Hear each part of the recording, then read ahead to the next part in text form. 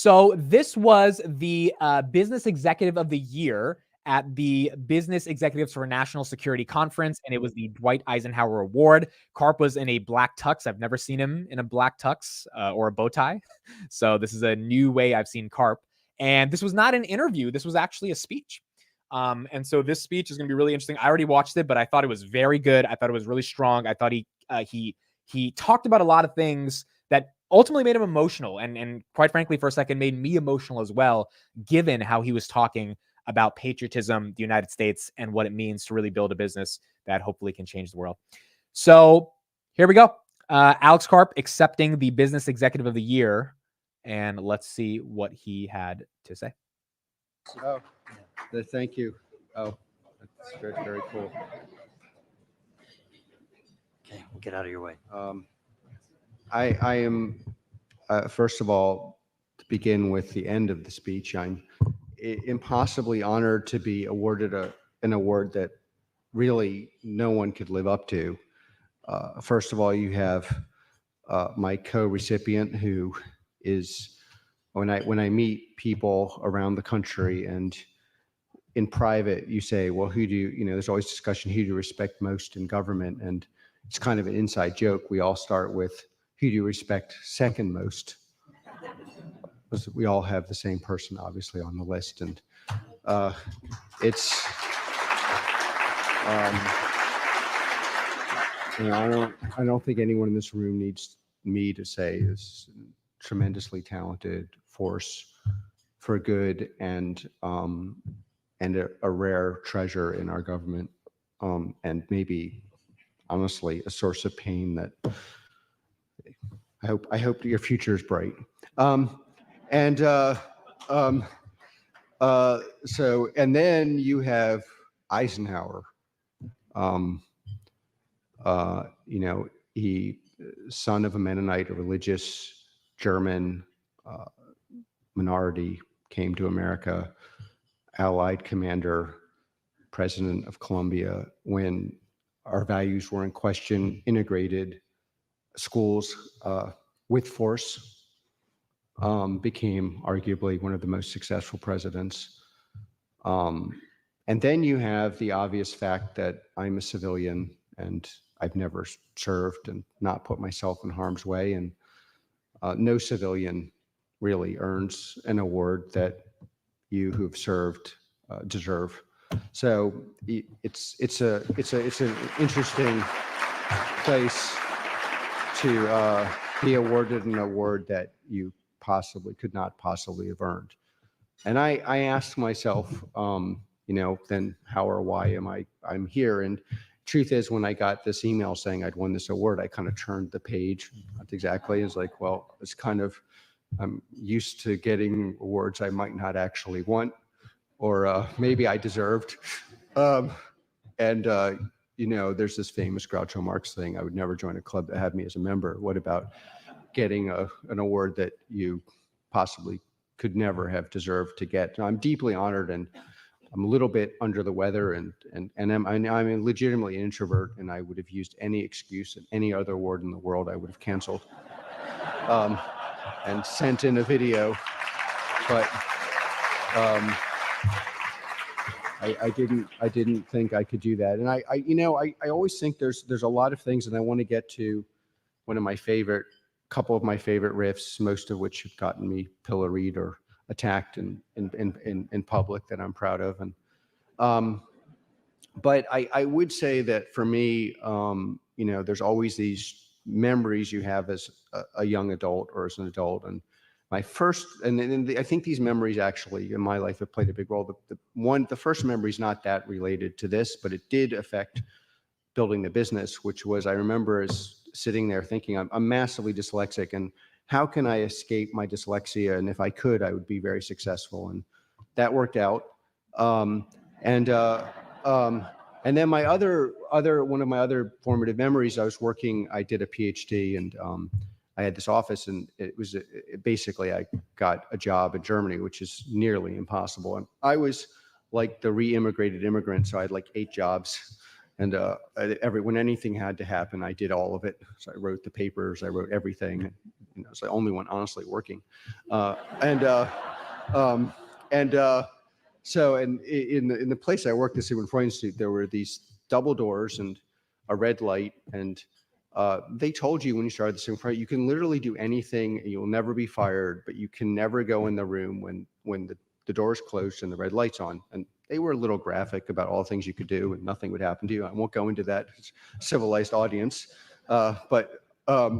and I sat there, and it's almost all my reading. Unfortunately, since I've been building Palantir, I'm reading less, but and I sat there and I thought about a lot of things. And one of the things I thought about the most was, why did young men from Iowa and Kansas risk their lives knowing they could die to free Europe and to free people like me?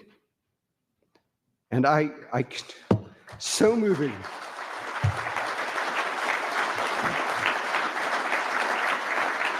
And so that right there is one of the emotional parts. We'll get back to it in a second, but I thought that was really, really important. I mean, so Karp starts going off on this tangent story, and I think a lot of people, they're laughing, they're enjoying it. Maybe they're thinking he's rambling a little bit, and then dead silence when he makes that one statement, which is that when he's reading and he's trying to figure out, the history of how this country became this country, he's asking himself, wait a second, I haven't given up my life for this country. This award typically goes to veterans. It goes to people that, quite frankly, have done things like really put their life on the line. And so Karp, you can see this moment of humanity from Karp saying, I'm building products for these people on the battlefield, but I haven't actually put my life on the battlefield.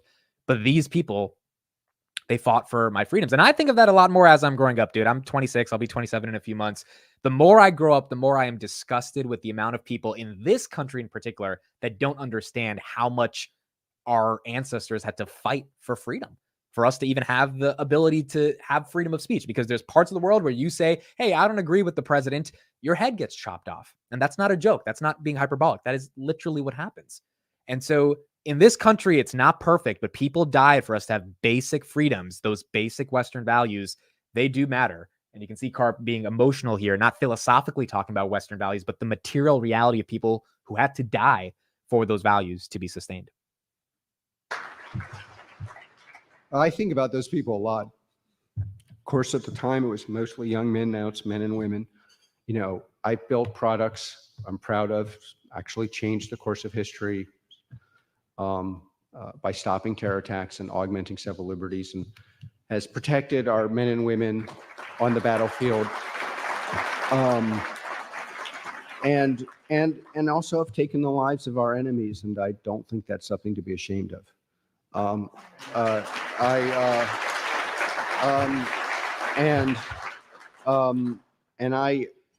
always think when you build a business, and I'm very proud of our business, and I'm very proud of Palantirians, and they may actually deserve this award.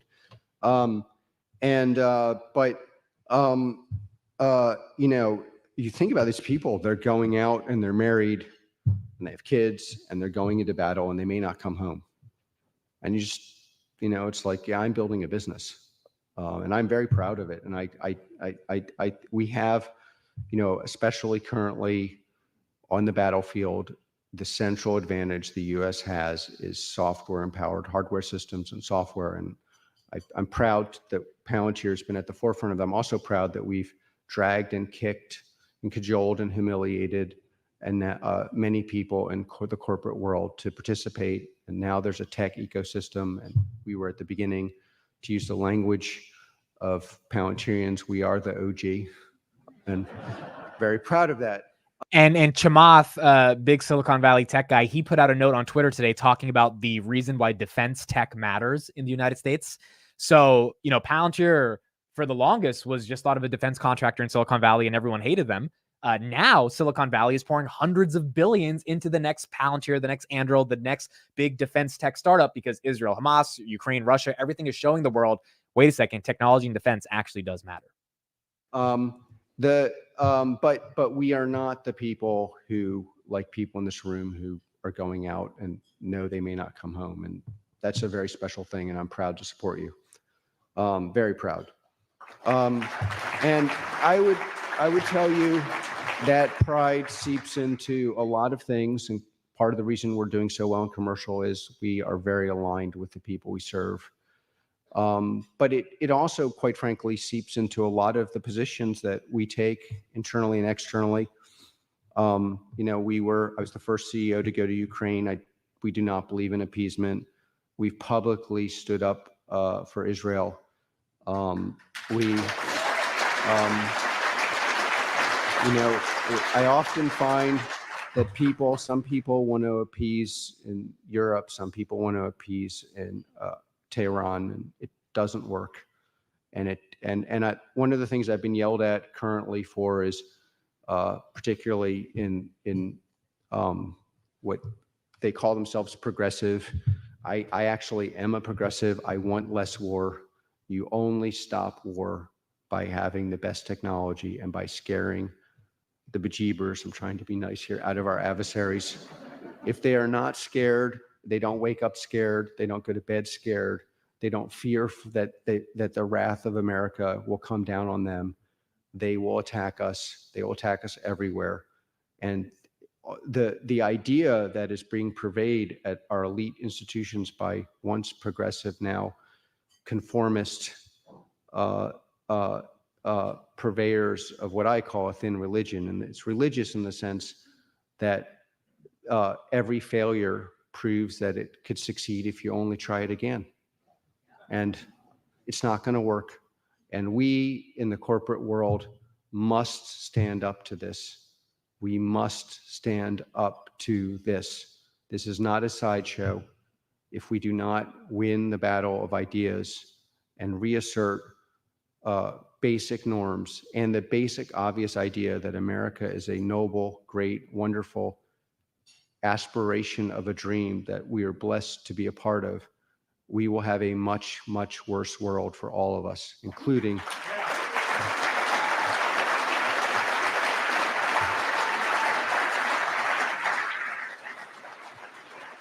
and on a final note, for reasons that are impossible for people to explain outside of America, we are blessed with a tech ecosystem that is rivaled by none.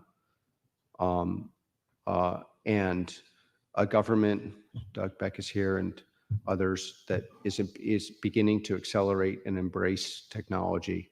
Our adversaries, Americans often underestimate how good we are at software and AI, but our adversaries do not. Palantir has no adversarial competition in software, in managing software, and AI WIM systems, or anything like that. And we have to double down on these things. There's like something like 86% adjusted by market cap percent of the top 50 tech companies in the world are American.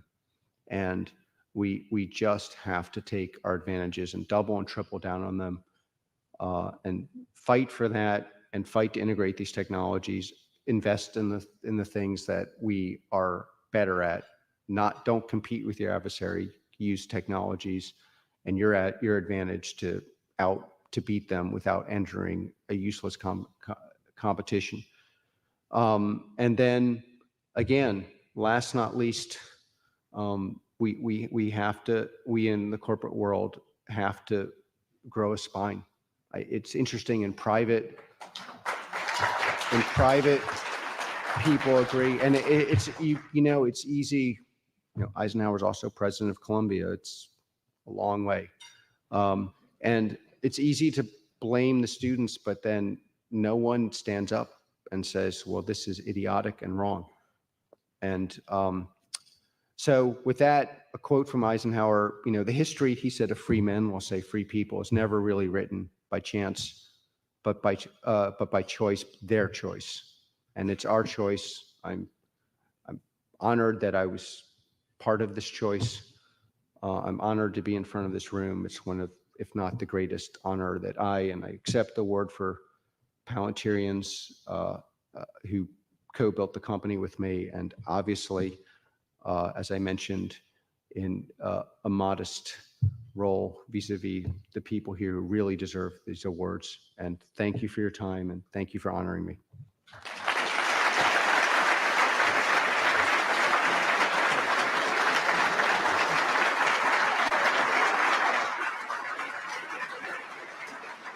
So you got a standing ovation for Karp there. Look, I thought that was a hell of a speech. So Karp off the cuff and just kind of being him on a panel, someone asking him, riffing with questions. He's really good when he does that. And I think you get a lot of sound bites and he gets a lot of ideas out there. I've never seen him do a structured speech in this way, in a tux, in front of an entire audience. And the main thing I take away from that speech, which is going down to the broader investment thesis of Palantir, is do you believe there should be companies, forget in America, on this planet that are defending particular values? In this case, these values are very obvious. Do we believe in freedom of speech? Do we believe in democracy? Do we believe in a world in which you are allowed to actually protect the sovereignty of your individuality without being destroyed or being harassed or, in the words of Karp, discriminated against for being an individual? And the debate of values I think we're seeing across the entire world right now is a debate of identitarianism, of communitarianism versus individualism. And that debate stems from the idea that if you are a certain identity, you are the oppressor and the other identity is oppressed. There is no nuance. There is no understanding of the dynamics of how things happen. There is just ideology and then dogmatism associated with that ideology. Dogmatism meaning you can't think in a different way, which is why Karp is critiquing all of these college Ivy League students in terms of how they've conceptualized their version of reality. And then there's actual reality. And so when he says corporate America needs to have a spine, when he says corporate America needs to stand up, when he says we need to unequivocally say some of these things, I think the broader point he's trying to make is that, hey, America is a dream and it's an experiment. And I mean, I think everyone in the chat has probably heard this, or if you're watching this video after, you've all heard this idea that America is the greatest experiment of all time. And for the past 250 years, that experiment, for the most part, has worked. And lots of other countries have tried that experiment. It hasn't worked because we can't find the middle ground for democracy. One side gets too powerful. The other side doesn't like that their side, that their party didn't win, and it all falls apart. And then in other places across the world, China, Russia, they don't have the backbone to stand up to potentially have a democracy. It's one guy who calls the shots, and then everything else falls apart after that one guy, which would be the dictatorship, the CCP, Putin, and how that entire story has played out. And the sad part is across the entire world, whether it's Iran or North Korea, because they don't want to engage in the greatest experiment of all time, which is democracy, which is not an easy experiment, which is why Karp says it's a dream that it's a miracle that America is even here, because those countries are so cowardly that they don't even want to give the sovereignty of the individual the power. What does that mean? That means my individual vote in America, whether I'm a hillbilly or whether I'm a VC worth $5 billion, my vote matters. Whether I live in a dirt poor neighborhood or whether I'm on the 17th floor in a condo in Manhattan, our individual identities don't affect the fact that we all have a vote. We are sovereign individuals, and America counts us all as equal. Now, the reality of that, not always the way I'm conceptualizing it right now, but the principle is there, and that principle has been materialized for the broader part of 200 years in reality. Those other countries don't even believe in that idea. Those other countries won't believe that that person deserves the right to be able to voice their opinion. They just get shut down. And by the way, you could be the Alibaba CEO and say one thing that's critical about the government. You get shut down no matter how rich or powerful you've become. So as I get older, this is my personal opinion, one of the reasons I like investing in Palantir, I believe in investing in Palantir, is because I simply have started to cut the bullshit on what a lot of stuff I learned as I got older or as I was in high school. And a lot of the bullshit I learned in high school was America is evil. It's the worst country in the world. It's racist. It's colonial. It's done all the bad things. And we should be anti-American supremacy, democracy, etc. To an extent, that critique is valid. America has done some horrible things. But when you become a pragmatist, which is, I think, part of becoming older, not being so ideologically strapped into the way you want the world to be, when you start paying taxes, to be honest, you start realizing, oh, wait a second, America's not as bad as everyone told me it is. It's done bad things, but damn it, it's better than anywhere else. And if it's better than anywhere else, you got to ask yourself a real logical adult question. Do I want to be on the side of hating America because the teachers that I was growing up with told me to hate America, the friends that had certain experiences told me that I should hate America? Or do I want to acknowledge all of those critiques, crystallize them, synthesize them, and come up with my own individual opinion that I can accept the bad parts of America or the bad parts of democracy, but still agree the world can get better, that Elon Musk can build a $500 billion company, take a company from 50 to 500 billion, and then get $50 billion out of the $500 billion of wealth he created? Do I believe that that future exists? Which is also why Karp says America has a software advantage. And again, he said this over and over again. I think in this speech, it hits a little different. In this speech, he's saying, well, America's already the greatest democracy and experiment ever. The experiment has worked. And that experiment, the byproduct of that experiment, has created the biggest and most important tech companies on the planet. Google, Amazon, Microsoft, Palantir, all these companies have been created because of this idea of American democracy. And those companies have created the greatest products in the world. They've created the most amount of wealth in the world. They've created definitely the most amount of shareholder return in the world. They've created the most amount of, I would say, just pure happiness. I mean, the idea that you can call your mom and you can see her because FaceTime exists or Skype exists or the iPhone exists, that is all a function of America at the end of the day. And so Karp's saying, hey, we need to lean into that because our adversaries, they know that shit. It's this idea of being so privileged in America that you forget, like, oh yeah, America's really cool. Whereas the people in India that I know, the people across the world would like give up their left leg to come to America just to be here and have the opportunity. So our adversaries know that, look, America's really good at tech and OpenAI is really like, we need to compete with them. But we in America sometimes forget, well, we're actually that good. Maybe we should impose how good we are on these adversaries so they never for 1 second think of fucking with us, quite frankly. And what has happened over the past couple of years is people have started to fuck with America. And they have fucked with our allies, with Israel and Hamas. And so the question then becomes, how do you get them to not fuck with you? You have to show them that you actually are as powerful as you are. And if we live in a world in which that's not the case, I mean, it's really objective. Like it's super, super objective. If we live in a world where America is not seen as the greatest superpower, this planet, in my opinion, falls apart. Because what is this planet? It is governed by a set of conflicting ideologies. So far, Western values on this planet, for the most part, have been deemed by most people as good values, meaning I can say, hey, I don't like Angela Merkel. And even though I say that the German police don't come and kill me, there's other parts of the world where if you say, I don't like Saddam Hussein, you might actually die. And so those values, if they end up winning because America ends up losing and America is deemed as not as powerful, I don't think it's fear mongering. The people that are critiquing defense tech and Palantir, they will say, oh, Karp's fear mongering. I don't think that's the case, dude. I think people lay back if they know you're powerful. And what Karp's basic argument is like, hey, maybe we should prove that we actually are that powerful. And we should embrace the fact that America's, not even just America, the country, but America, the idea, is the greatest idea in the world. And that matters. So I thought it was a really good speech by Karp. I thought it meant a lot. It reinforces, in my opinion, the overall philosophical investment thesis around Palantir. Now, look, do they still have to grow? Do they still have to get above 21% year-over-year growth? And does the valuation, they have to grow into it? Yes, of course. But if you step back and you're just looking at what the idea of Palantir is, which is why when I went to AIPCon, so many people were so happy to work at Palantir because they actually believed in what Karp just said for those 10 minutes. You're going to get some of the most smartest people in the world to work at the company. And eventually, I think the stock price will reflect that because you've got the smartest people working towards a mission that they all believe in. And I think Karp just showed in that speech that that is a mission to believe in at the end of the day.